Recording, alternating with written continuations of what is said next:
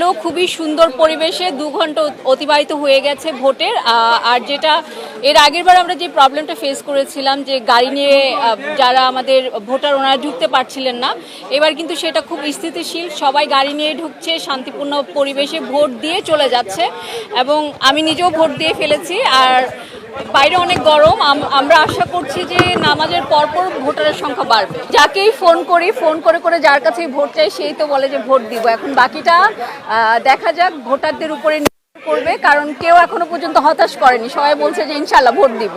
শৃঙ্খলা বাহিনী বেশি এই জন্য যে কারণ আজকে শিল্পীদের নির্বাচন এবং সেখানে অনেক তারকা শিল্পী আসবে এবং আম জনতারা কিন্তু দেখতে চায় শিল্পীদেরকে, সেই জন্যই কিন্তু নিরাপত্তা বাহিনীদেরকে আনা হয়েছে। আমার মনে হয় সেটা শিল্পীদের জন্য ভালো না। আমার কাছে কোনো ধরনের সংখ্যাই নেই, আমার মনে হচ্ছে এভাবেই নির্বাচনটা পার হবে। এখন আমরা শুধু আশা করছি যে যতই গরম পড়ুক, যাই পড়ুক, আমরা আপনাদের জন্য ঠান্ডা, কোক, শরবত সব কিছুর ব্যবস্থা করেছি, আপনারা চলে আসেন প্লিজ। আমরা আসলে শিল্পীদের জয়টাই চাই, শিল্পীরা যাকে জয়যুক্ত করবে সেটাই তো মানতে হবে। হ্যাঁ, যেহেতু আজকে শুক্রবার আর ঈদের পর ফার্স্ট শুক্রবার, এটা এখনো কিন্তু ছুটির আমেজ কাটেনি, এখনো অনেকেই আসেনি।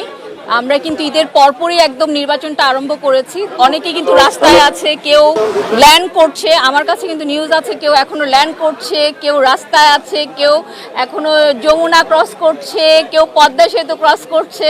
চলে আসবে, আপনারা আর একটু থাকেন, আপনারা তো সারাদিন থাকবেন, সারাদিন থাকেন, আনাগোনা কম এখনই তো বলতে পারছেন না, আর একটু থাকেন তারপর দেখেন। প্যানেলের পাশে তো আমি দাঁড়িয়ে আছি, দাঁড়িয়ে তো সারাক্ষণই শুভকামনা করছি এবং আশা করি ওনারাও আমার জন্য শুভকামনা।